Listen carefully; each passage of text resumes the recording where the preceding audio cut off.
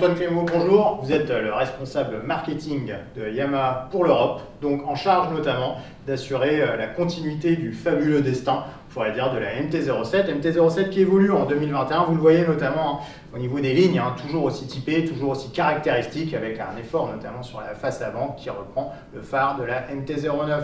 Les changements sont minimes sur cette moto, il s'agit plus d'évolution, d'un guidon plus large, des disques de frein plus grands, un moteur aux normes Euro 5 qui perd pratiquement rien en termes de performance, et un tableau de bord qui est repris à sa variante routière, la Tracer 700. D'où notre question, Antoine, Yamaha aurait-il peur de retoucher sa perle rare? Bonjour à tous, déjà on est ravis de t'accueillir sur l'essai de la nouvelle MT-07. On n'a pas peur de toucher à la MT-07, on l'a fait gentiment évoluer, on l'a amélioré. Le challenge principal c'était de passer à Euro 5 et surtout on n'était pas dans la recherche de révolutionner le produit, on était plus loin sur la MT-09 et sur la Tracer car la MT-07 est bien née. Donc il n'y avait pas trop de raison de prendre des risques, d'essayer de changer une recette qui fonctionne. Mais le risque aussi, finalement, en faisant du surplace, c'est de se faire rattraper par la concurrence, voire de créer une certaine forme de lassitude auprès de la clientèle qui pourrait dire, fondamentalement, on a la même moto qu'en 2014 lorsqu'elle est apparue. Alors on a beaucoup de nouveaux clients qui arrivent sur ce segment de MT-07. Quasiment la moitié des acheteurs de MT sont des primo-accédants, donc ils n'ont pas connu les MT d'avant et sont des débutants. Et la moto évolue quand même d'une certaine façon d'un point de vue esthétique. On a amélioré certains agréments de conduite avec, comme tu disais, le guidon ou les freins. Donc on est confiant, on sait qu'il y a des nouveaux concurrents qui arrivent, on a toujours eu des concurrents, ça fait partie du jeu du monde de la moto. On est là avec une moto qui procure toujours autant de plaisir, qui est toujours aussi polyvalente, peu importe son niveau. Et surtout, on a réussi à passer à Euro 5 sans trop de problèmes de poids ou de perte de puissance. Et comme je disais, c'était ça le challenge, en apportant plus d'agréments avec des finitions qui sont un niveau au-dessus des modèles précédents. Alors ça, clairement, on peut le voir sur cette machine, il y a un effort qui a été fait en termes de présentation. On se souvient qu'en 2014, on avait une finition qui était un petit peu brute de décoffrage, notamment au niveau du cadre, de l'intégration du réseau électrique. Ici, Yamaha a élevé la barre avec notamment des jolis clignotants à LED, une petite plaque polie sur le collecteur d'échappement. Bref, on est en face d'une machine un peu plus cossue qui prend du coup 200 €, également dû à son passage à Euro 5 et qui grossit par ailleurs de 2 kg pour 184 kg en ordre de marche, ce qui reste quand même très très léger pour la catégorie. On a eu l'occasion de la rouler aujourd'hui, la machine est toujours aussi diaboliquement agile. Cependant, je me permets de rebondir par rapport à cette proportion de primo-accédants, donc une moto typée pour les jeunes, qui séduit les jeunes, donc avec 43% de personnes qui l'achètent en Europe qui ont moins de 34 ans, ce qui signifie quand même qu'il y a une large frange de personnes un peu plus matures, on va dire, qui peuvent être séduits par son côté accessible, le fun délivré par son moteur, sa partie cycle, mais qui pourrait être rebuté, entre guillemets, par son design quand même très tranché, qui provoque des réactions binaires, on aime, on n'aime pas, il n'y a pas vraiment d'entre les deux possible. Ça, c'est pas quelque chose qui vous perturbe chez Yamaha ou qui vous effraie, entre guillemets? Non, Yamaha a toujours eu l'habitude de prendre une certaine notion de risque dans son design. On a la chance de travailler aussi sur des stratégies de plateforme.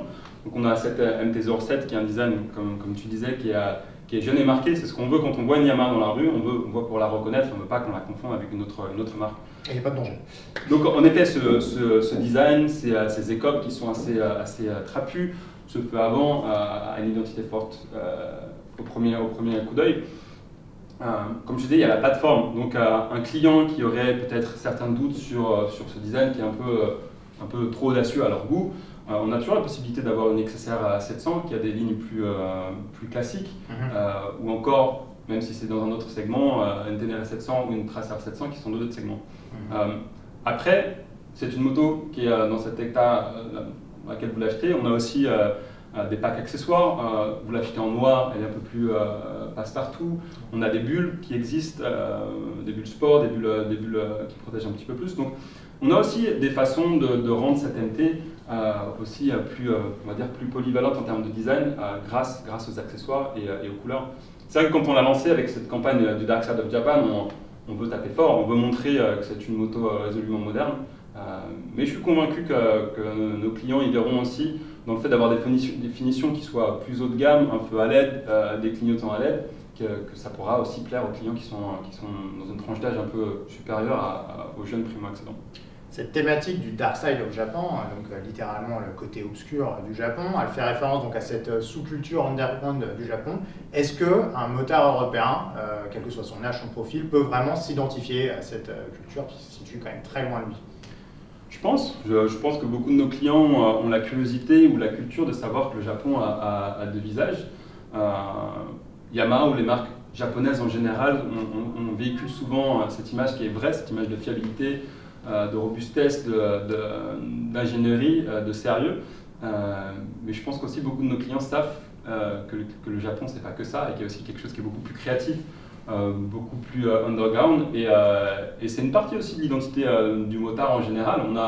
Je pense qu'on n'a pas perdu ce côté qui est parfois un peu rebelle et de liberté. Et c'est ce côté qu'on veut exprimer aussi en disant qu'on n'est pas seulement une marque japonaise qui fait les choses de façon parfaite et de qualité, mais on a aussi ce côté un peu de folie. Et les designs que l'on a qui sont audacieux, c'est aussi lié à ça. Hein. Quand on a des réactions de nos clients qui sont un peu waouh ou qui ont des réactions de doute, c'est aussi ce que l'on cherche dans nos campagnes avec le Dark Side of Japan. C'est une moto un peu schizophrène, quoi, finalement.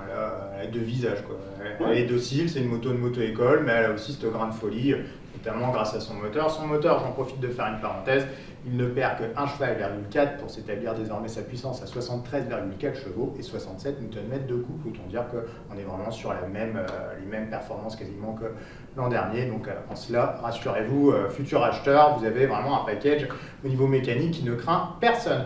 Au niveau périphérique, par contre, vous allez garder les mêmes suspensions et les mêmes réglages que l'an passé. On sait que dans un registre sportif, on a pu le voir aujourd'hui, quand on la pousse dans ses retranchements, ces suspensions, elles avouent quelques limites parce qu'elles sont un poil souples. C'est bien pour le confort. La plupart des motards débutants, primo-accédants, à la limite, s'en contenteront. Reste que des motards plus expérimentés pourront peut-être tiquer. Certains tiqueront peut-être aussi devant l'aspect monochrome. Pas monotone de l'instrumentation, donc en noir et blanc, il n'y a pas de couleur, c'est pas connecté. Pour des jeunes qui ont toujours le portable à la main, comment on fait là chez Yamaha? Justement, on veut les faire décrocher de leur... Qu'ils fassent de la moto plutôt qu'à au téléphone. On est d'accord, ça on valide à 100%. Maintenant, bon, après, il y a des recettes commerciales qui ont du succès, on ne peut pas le nier. Exactement. Ce qui l'une des principaux stratégies du concept de la MT-07 2021, c'était de garder son côté accessible. Et le fait de passer à Euro 5 pour toutes les marques, c'est des investissements et plus de recherche et développement. Et les prix des motos augmentent. Et nous, on veut garder cette MT-07 comme la moto, l'une des motos les plus accessibles de sa catégorie et du marché. Et quand on ajoute des éléments techniques, technologiques, bien entendu, le prix grimpe. Et on veut vraiment que notre client qui achète la moto, il en ait pour son argent et pas rajouter de technologies qui ont un coût. Donc le but, c'est de rester à un prix qui est raisonnable. Malgré tout, en passant à Euro 5, on augmente le prix, mais on a aussi ajouté du LED. Le compteur a changé par rapport à avant, on reprend le compteur de la Tracer 7 avec ce fond noir, une meilleure visibilité. Mais c'est la stratégie de Yamaha sur la MT-07, c'est protéger, contenir le prix. Ce serait facile de mettre une fourche inversée, le même compteur que la MT-09, mais le prix prendrait 200, 300 euros, 400 euros, et c'est pas le but. On a des clients qui, bien entendu, quand on leur demande est-ce que vous voulez une fourche inversée ou est-ce que vous voulez un compteur TFT, tout le monde dit oui. Mais ils veulent la fourche, mais ils ne veulent pas la payer. Et voilà, est-ce que vous êtes prêt à mettre un certain prix? On a vu que certains de nos concurrents le font, certains concurrents l'ont. À l'heure actuelle, c'était pas le but. Le but, c'était de rester accessible d'un point de vue tarifaire. D'accord. Au niveau tarifaire, on précise, la moto elle est à 7 299 €. Je l'ai dit tout à l'heure, c'est une augmentation de 200 €. Donc on peut dire qu'effectivement c'est une augmentation mesurée. Ça ne devrait pas trop perturber le succès de cette moto qui est, signalons-le, le deux roues de grosse cylindrée le plus vendu en France, avec l'année dernière 5300 immatriculations dans l'Hexagone, ce qui représente quand même un sacré chiffre dans la mesure où il y a quand même eu le Covid qui a paralysé le marché.